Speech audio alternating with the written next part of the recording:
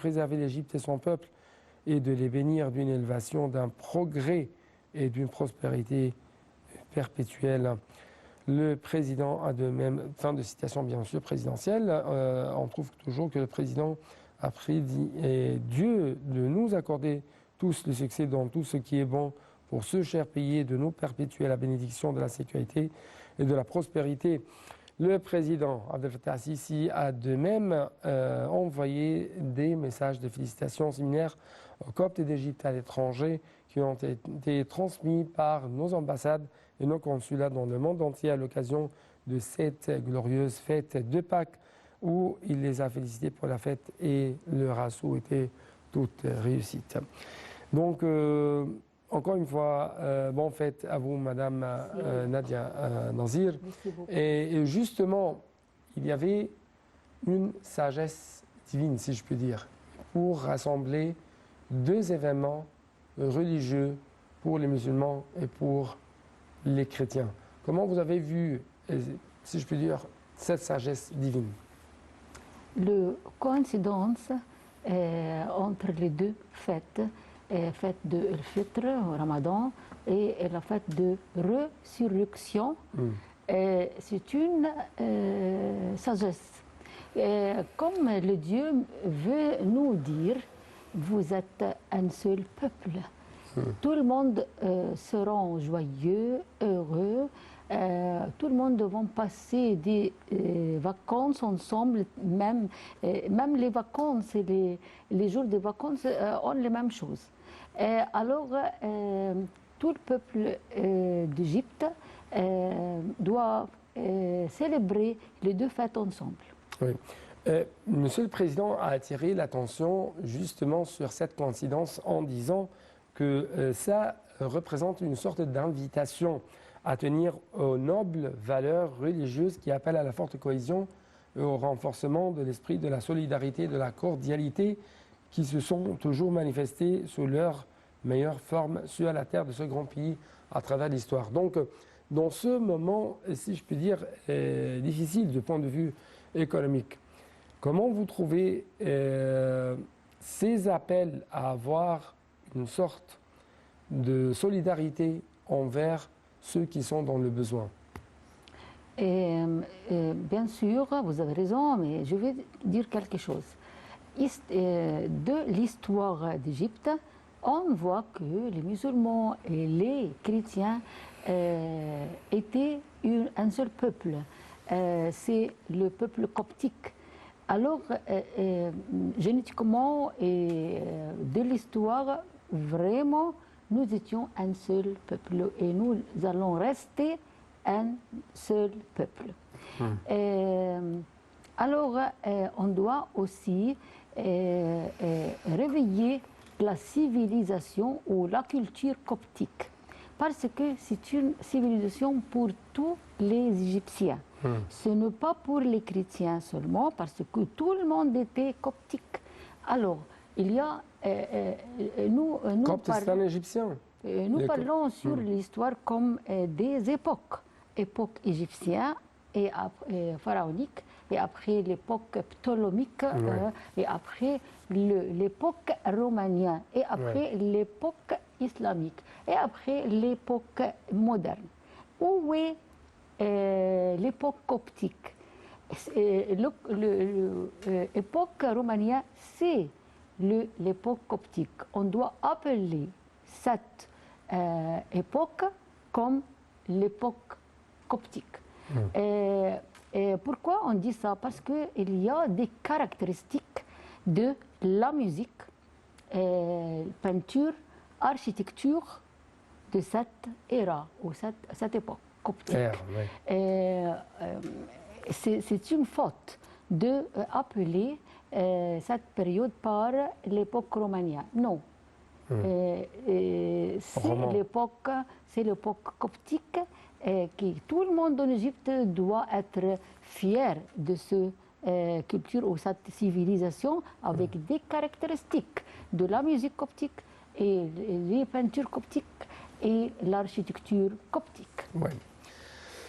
Je dois en fait vous rappeler, chers téléspectateurs, que le pape Théodros II, pape d'Alexandrie, patriarche du siège de Saint-Marc, a présidé hier la messe de Pâques depuis la cathédrale Saint-Marc d'Abbassiya, en présence d'hommes d'État de rang, de plusieurs ministres, ambassadeurs, personnalités publiques, diplomates, membres de la Chambre des représentants du Sénat. Et ces célébrations, bien sûr, se sont déroulées alors que toutes les mesures des précautions contre la propagation de l'épidémie de Covid-19 ont été prises. Sa sainteté a prononcé un serment pour la messe de fête après avoir lu l'Évangile et a commencé son discours en félicitant le peuple copte à l'intérieur et à l'extérieur de l'Égypte. Il a également remercié les officiels, les personnalités publiques présentes à la cathédrale. Il a remercié le président Sisi pour ses félicitations en envoyant un télégramme de félicitations et dit, je cite, « Nous remercions le président Sisi pour son amour pour nous et ses bons sentiments ». Fin de citation du pape. En fait, lors du serment de la fête de Pâques à la cathédrale Saint-Marc d'Abbassiya, hier soir, le pape Théodros II a rejeté la violation des dieux islamiques saints, les attaques israéliennes contre la mosquée de l'Aqsa et l'attaque contre les lieux religieux islamiques dans un certain nombre de pays européens. Il a ajouté lors du serment de la glorieuse Pâques à la cathédrale Saint-Marc d'Abbassiya samedi soir qu'il rejetait également les attaques perpétrées contre les moines égyptiens au monastère du sultan à Jérusalem. Nous prions pour le maintien de la paix dans notre pays et que Dieu délivre tous les peuples du fléau des conflits et des guerres. C'est ce qu'a déclaré le pape Théodros II. Il a également remercié les équipes médicales, le personnel médical et le service d'ambulance pour leurs grands efforts pendant la pandémie de coronavirus et leur rôle courageux face à l'épidémie. En fait, j'aimerais marquer quelques messages très importants. Premièrement, sa sainteté a remercié les équipes médicales égyptiennes qui ont déployé des efforts très importants, très majeurs afin de faire face à l'épidémie du coronavirus. Donc, comment vous avez reçu de tels messages et de tels remerciements de sa sainteté? C'est un devoir de remercier les équipes médicaux ou les personnels médicaux. Bien sûr, nous avons loué très bien, nous avons très bien lutté contre cette pandémie. Même mieux que l'Angleterre et les Amériques et l'Italie et beaucoup des pays européens. Nous avons lutté contre cette pandémie mieux que ces pays. Aussi, nous avons aidé les pays africains. Ouais. Nous avons fait construire des usines pour les vaccins et aussi les personnels médicaux pour parler en français ou anglais avec les pays africains. C'était une expérience très, très stratégique et importante. Oui. Le pape Théodros II a prié également pour le maintien de la paix dans notre pays et pour que Dieu, qu'il soit glorifié, délivre tous les peuples du fléau des conflits et des guerres. Ce sont des prières très précieuses dans ce temps très difficile que traverse le monde entier, n'est-ce pas? Oui. Alors, bien sûr, Pape Théodros II toujours prie pour la paix dans tout le monde entier, bien sûr, et aussi en les terres palestiniennes. Bien sûr, il est contre la violence, contre les jeunes peuples, les enfants, les femmes palestiniens, bien sûr. Jésus le Christ nous a enseigné la paix, l'amour à tout le monde, même les ennemis. Oui. Ici, permettez-moi de vous proposer cette question. comment vous avez lu même le but essentiel, ou le message essentiel de cette fête glorieuse de Pâques? Ah oui, résurrection, c'est-à-dire la joie, le commencement d'une vie mieux que qu'avant. Un espoir. Bien sûr. Nous avons passé la semaine de LM et maintenant nous avons l'expérience de joie, d'espoir, de vivre une autre nouvelle vie avec l'espoir et la joie. Oui, oui, oui. Autre chose, en fait, l'Église copte de l'Égypte représente toujours un boucle contre toutes les attaques, contre toute agression. Et c'est pourquoi on trouve que c'était très important de voir le pape Tawadros II rejeter toujours toutes sortes de violences ou de violations contre les lieux saints. C'est un message précieux. Donc, est-ce que vous pouvez commenter un peu ce message? Est-ce que vous pouvez clarifier la question? Ouais. Et encore une fois, quelle est votre réaction vis-à-vis de ce message de la part du pape Tawadros II envers ceux qui ont essayé de violer les lieux saints de l'islam au sein des territoires palestiniens occupés par Israël? C'est un rôle expecté de Pape Tawadros II. Ouais. Il doit avoir ce point de vue, bien sûr. Ouais. C'est la chrétienté, bien sûr. Nous sommes toujours contre la violence et nous sommes toujours avec les fraternité, égalité, fraternité et amour, justice et tout ça, bien sûr. Ouais. Je dois même saisir cette occasion pour révéler que les médias et la presse égyptienne ont jeté la lumière sur la prière de Pâques à Alexandrie, où des centaines d'orthodoxes coptes ont célébré hier soir la fête de Pâques. Ils se sont rendus en masse à la cathédrale copte orthodoxe qui se trouve dans la région de Manchia, au centre d'Alexandrie, pour assister à la messe de Pâques dans le cadre de mesures de sécurité strictes. La cathédrale a été témoin de mesures de sécurité d'organisation strictes car les services de sécurité du gouvernement d'Alexandrie ont imposé des mesures strictes à toutes les églises pour sécuriser les célébrations coptes de la fête, tandis que les églises sont décorées pour recevoir les fidèles afin de tenir les prières et les messes de fête.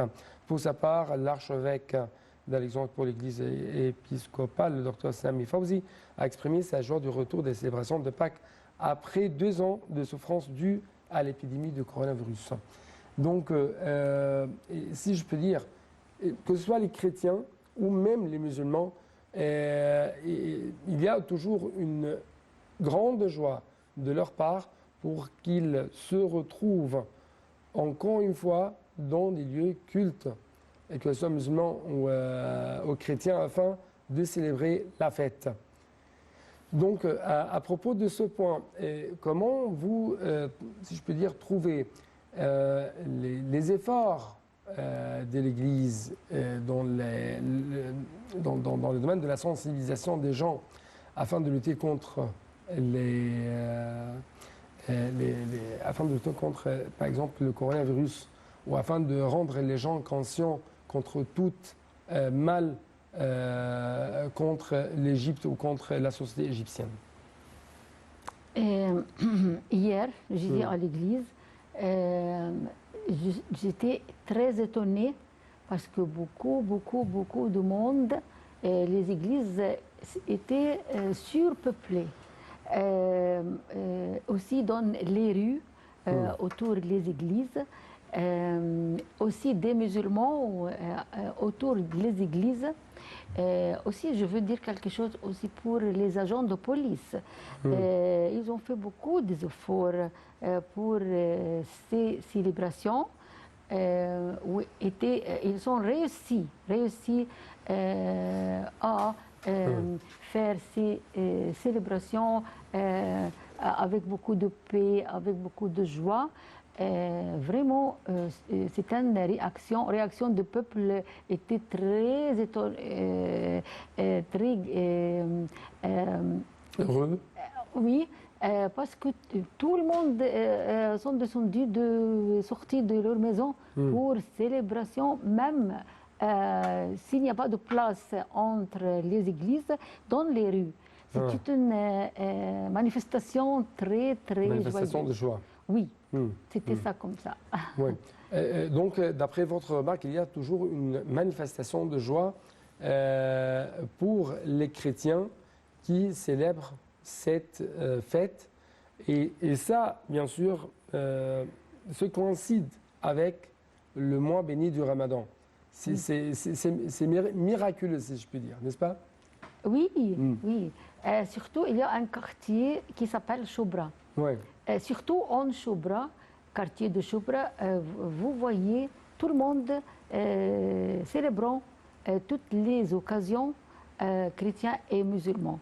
Comme Ramadan, comme Christmas, comme les Pâques, comme l'Aïd el-Kébir.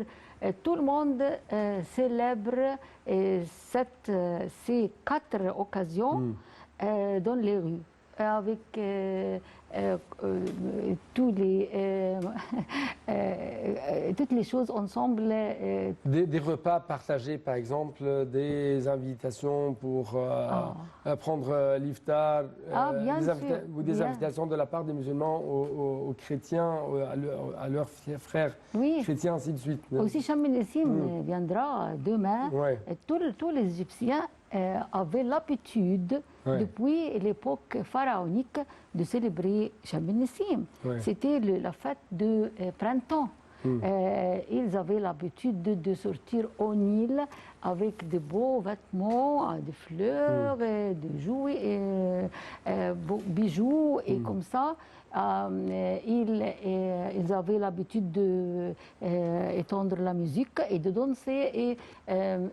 C'est miraculeux encore de voir une fête pharaonique qui existe justement dans le cadre de 2 autres fêtes religieuses. Oui, c'est-à-dire Cham el-Nessim maintenant a 7000 ans quand on célèbre cette fête pharaonique. Cham el-Nessim. Chemou, c'est un mot pharaonique, c'est-à-dire le printemps. Aussi, toutes les habitudes, manger le hummus, marena, le khas, laitue, et quoi aussi, l'oignon. Les légumes verts. Les légumes verts et les poissons aussi sèches, oui, salés, les mêmes. Tout le monde est habitué de faire tout ça, musulmans et chrétiens. Oui. Justement, chers téléspectateurs, je dois vous présenter un reportage qui va jeter plus de lumière sur le président de Tassi ici qui a inauguré le dimanche 6 janvier 2019 à la veille du Noël copte, la nouvelle cathédrale de la future capitale administrative de l'Égypte, ainsi que la plus grande mosquée du pays. Un geste hautement symbolique pour relancer l'image de l'Égypte fondée toujours sur la coexistence de différentes communautés et identités religieuses réunies dans le rejet commun du terrorisme et du sectarisme qui menace sa stabilité politique et sociale. Un reportage de Dalia Karam.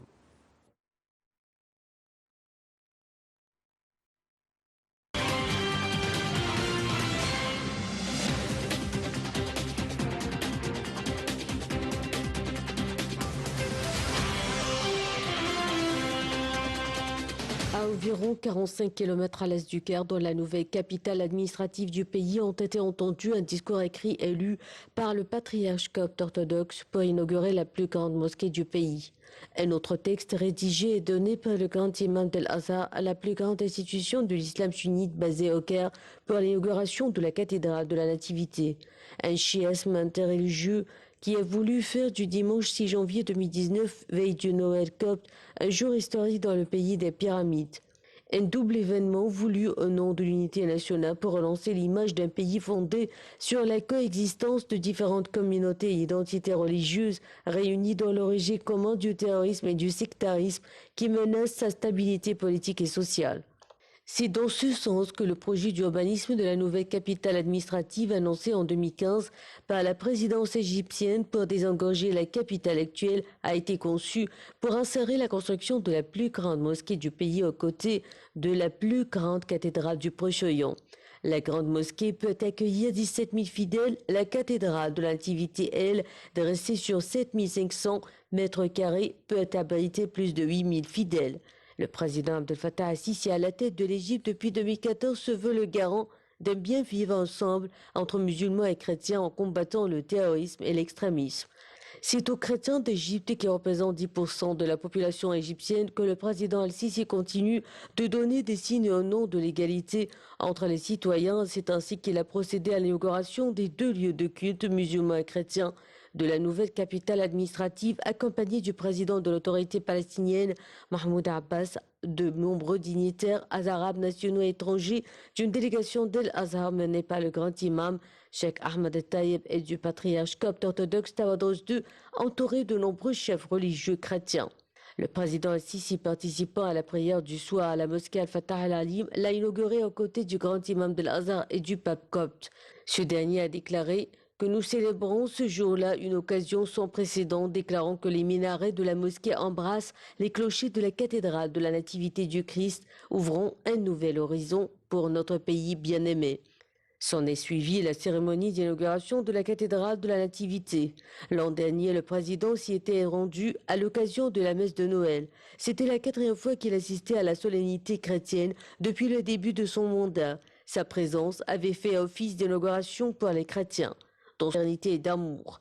Dans son discours, Cheikh Ahmed Taïeb avait aussi insisté sur le devoir des musulmans de protéger leurs frères chrétiens, en précisant que la loi islamique stipulait que les lieux de culte chrétiens et juifs devaient être protégés au même titre que les mosquées.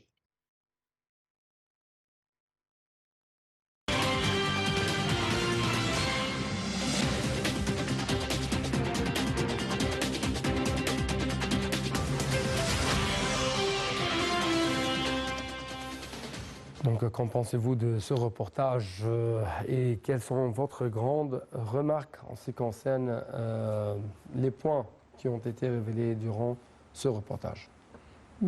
D'abord, nous avions beaucoup de difficultés pour construire une église.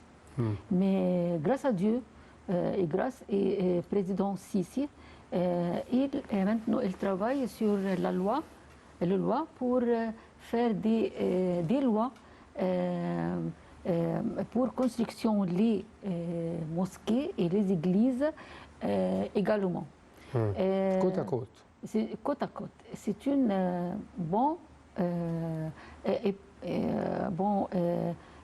bonne étape pour faire l'égalité et la fraternité, égalité et citoyenneté. Oui. Oui. Il y a d'autres messages ici encore en ce qui concerne les musulmans ou les Égyptiens, que ce soit musulmans ou chrétiens, luttent toujours contre l'extrémisme, le terrorisme. Oui. N'est-ce pas? Bien sûr. Et quand on travaille sur la loi, il n'y aura pas de difficultés, de terrorisme, extrêmement. Inch'Allah, tout sera mieux pour être citoyen. Oui. Tout le monde est un citoyen égyptien avec les mêmes le droit et devoir. Oui. C'est ça la citoyenneté. Donc vous pensez que à travers de telles étapes, nous nous dirigeons vers le bon sens pour réaliser cette notion de la citoyenneté. Et la même chose est la loi de construction des églises et des mosquées. Oui. Justement, j'aimerais bien passer à un autre reportage. Et cette fois-ci, c'est le président Abdel Fattah al-Sisi qui a nommé le 9 février 2022 le juge chrétien copte Boulos Fahmy président en tant que président de la Haute Cour constitutionnelle d'Égypte. Il était jusque-là vice-président de l'institution. La nomination de Boulos Fahmy s'inscrit dans la continuité de l'action de président en faveur de l'importance, ou plutôt en pays. Justement, je dois vous laisser dans les prochaines minutes avec notre collègue Dalia Karam pour en savoir plus.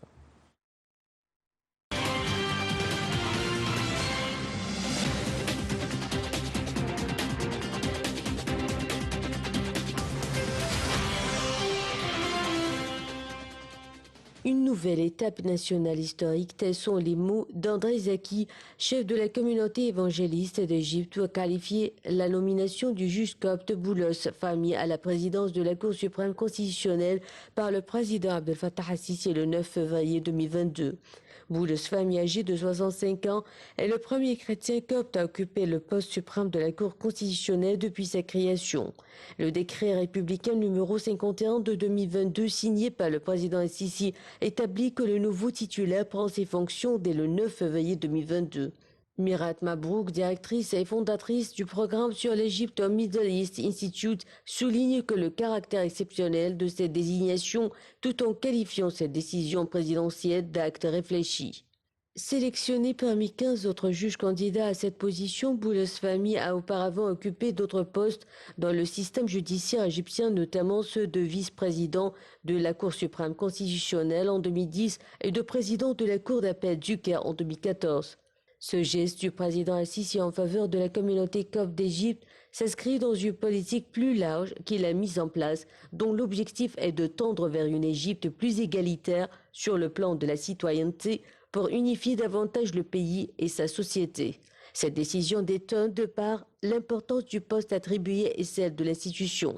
Ce corps judiciaire indépendant remplit un grand nombre de missions, allant de la vérification de la constitutionnalité des lois à l'interprétation des textes de loi, en passant par la mission de statuer sur les conflits entre juridictions. Le président de la Cour suprême constitutionnelle se place quant à lui au 4e poste le plus important du pays après le président, le Premier ministre et le président du Parlement.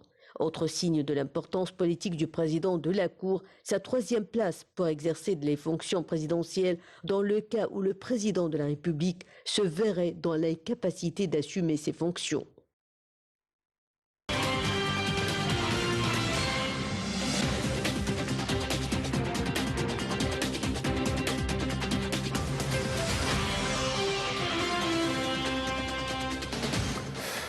Donc, comment vous trouvez cette nomination pour la première fois à la Haute Cour constitutionnelle d'Égypte de ce grand personnel, ou de ce grande personne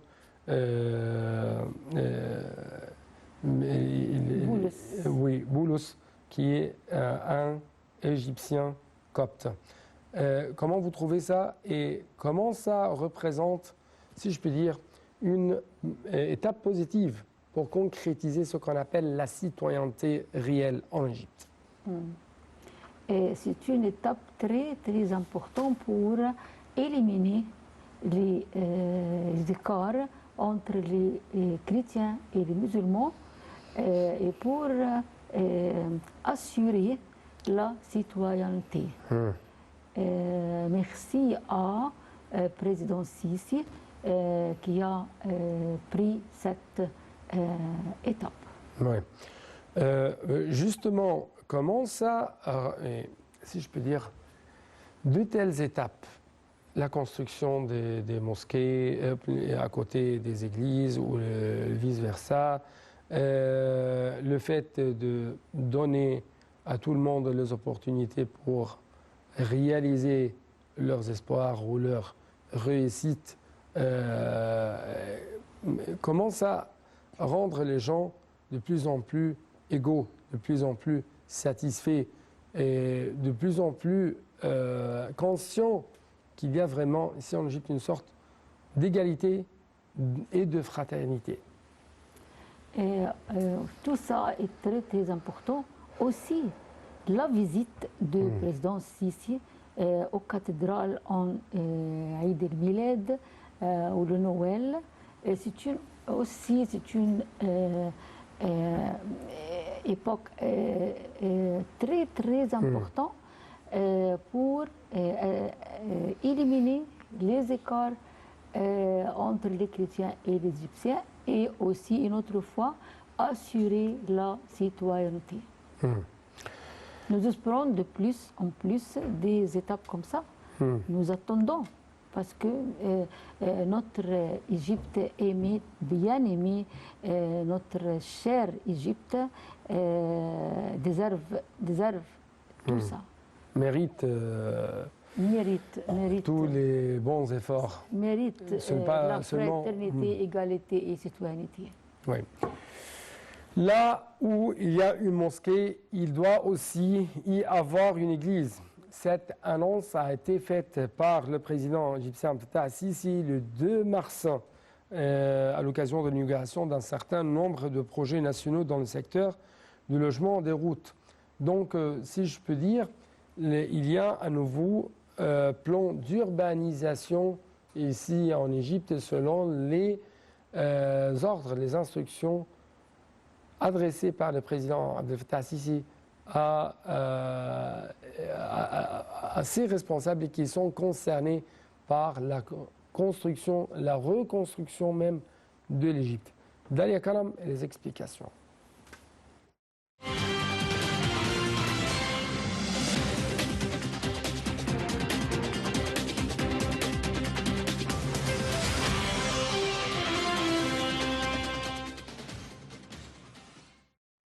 Là où il y a une mosquée, il doit aussi y avoir une église. L'annonce a été faite par le président Abdel Fattah al-Sisi le 2 mars 2022 à l'occasion de l'inauguration d'un certain nombre de projets nationaux dans les secteurs du logement et des routes.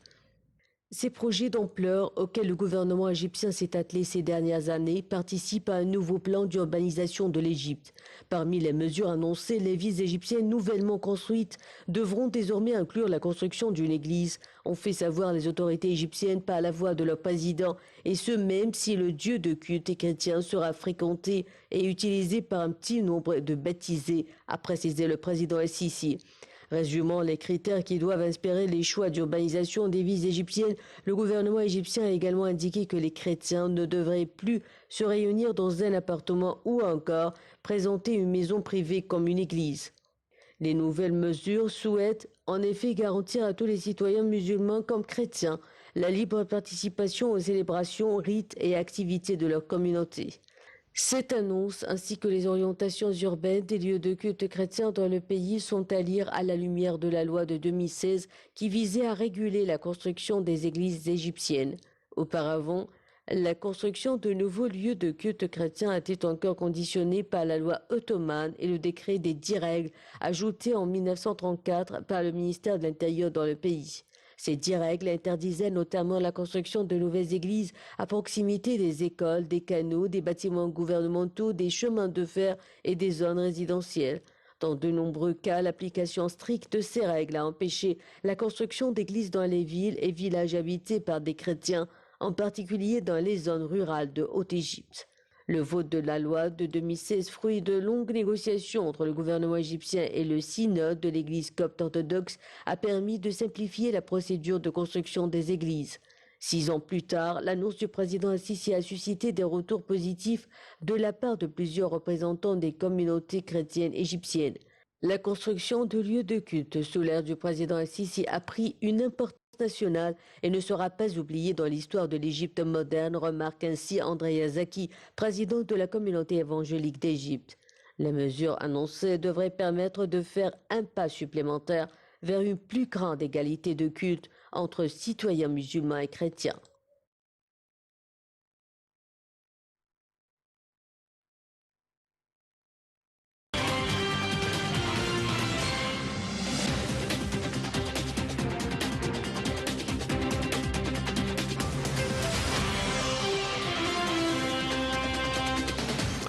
Donc, docteur Nazir, Nadia Nazir, pardonnez-moi, comment vous nous avez vu cette dualité qui rassemble mosquée, église, mosquée dans toutes les parties de l'Égypte, et ça dans le cadre de la 4e République égyptienne, le nouveau République égyptienne, la nouvelle République égyptienne plutôt. La nouvelle 4e République égyptienne, c'est un espoir pour l'éternité, les fraternités, égalité et citoyenneté. C'est notre espoir de trouver tout ça dans la 4e République d'Égypte, la nouvelle 4e République d'Égypte.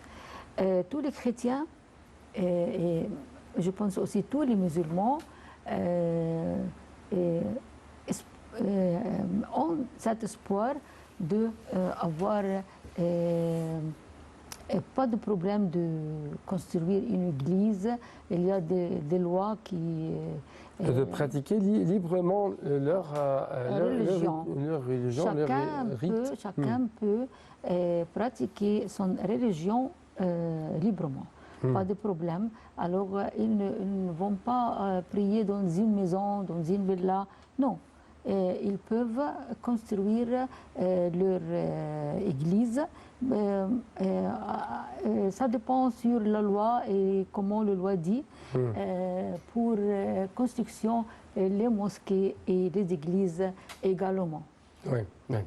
Du point de vue psychologique, comment vous pensez à l'égard de toutes ces étapes entreprises par l'État égyptien sous la présidence du président Abdel Fattah al-Sisi dans le cadre de ce qu'on appelle un bon environnement, pour tout le monde. Psychologiquement, c'est très très bien pour que tout le monde ne pense pas qu'ils sont opprimés ou en anxiété, dépression et beaucoup de problèmes psychologiques.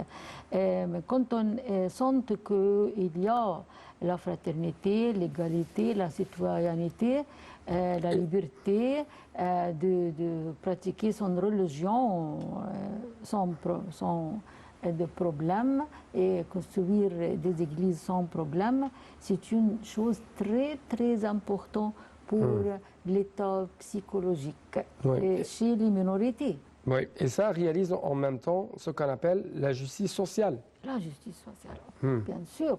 Et comme ça, notre nouvelle 4e République égyptienne sera très, très, très, très important entre tous les pays du monde. Oui. J'aimerais revenir encore une fois à cette coïncidence entre le Ramadan et la fête de Pâques. Résurrection. La fête de résurrection, la Pâques orthodoxe.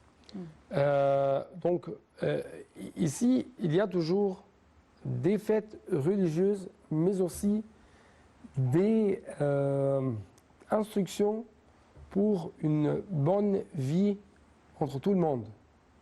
Comment? Comment? Et l'un des ordres de tous ces événements religieux, c'est comment être solidaire avec les autres, que ce soit musulmans, que ce soit chrétiens.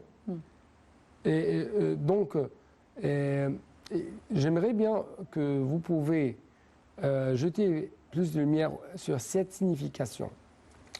Cette signification, comment cette sagesse divine veut que tout le monde être de plus en plus cohérent, de plus en plus solidaire dans cette société, si je parle de l'Égypte, dans cette société égyptienne, notamment dans ces temps très difficiles pour tout le monde, notamment ou spécialement pour les pauvres.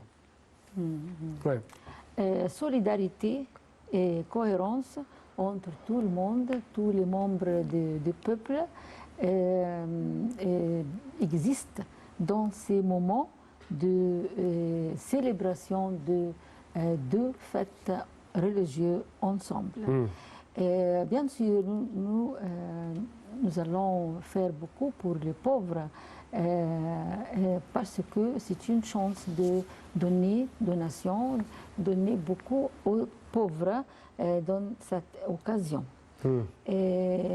Donc de tels événements essaient toujours même de lutter contre la pauvreté, de lutter contre, si je peux dire, de lutter contre la pauvreté dans ces temps majeurs des crises économiques qui frappent le monde entier, notamment ici en Égypte. Donc, j'aimerais, si je veux bien dire, et dans ce temps, par exemple, malgré ces crises économiques écrasantes, les Égyptiens musulmans et chrétiens et qui ont jeûné ensemble, qui ont fêté ensemble, ont donné également ensemble des repas, des vêtements aux pauvres d'Égypte. Donc ce n'est pas seulement un moment de fête, mais aussi un moment de solidarité sociale. Bien sûr, bien sûr, bien sûr. Toutes les religions nous enseignent de donner pour les pauvres, surtout dans ces occasions religieuses, parce qu'il y a bien sûr une crise économique frappant tout le monde.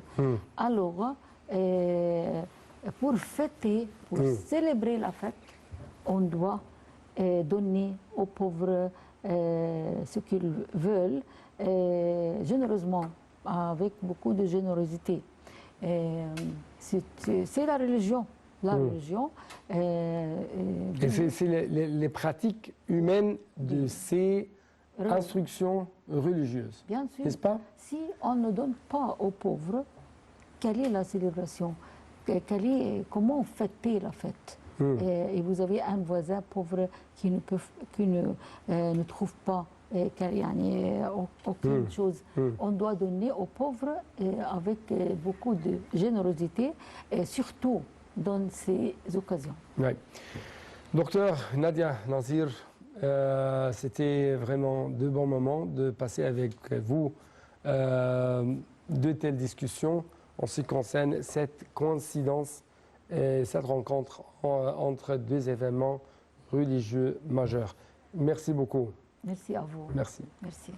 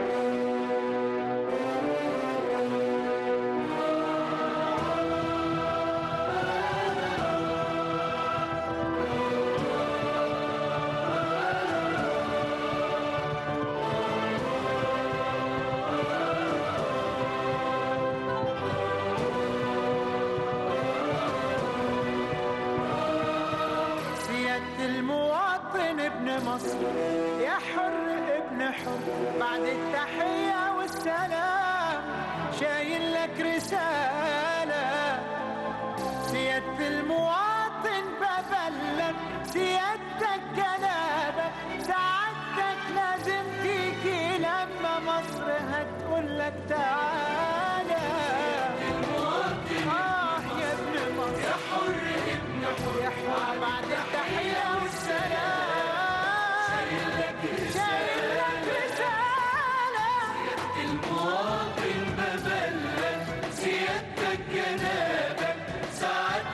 ولازم تيجي لما مصر هتقولك تعالى. كمل مشوارك دي السكة لسه في أولها، قول بس يا رب وربنا على خير هيكملها. لو شلت أمانة عارفك قدها وحدودها تشيلها، ما انت من البلد اللي تملي بتجيب رجالة. كمل مشوارك دي السكة لسه في أولها، قول بس يا رب وربنا على خير هيكملها.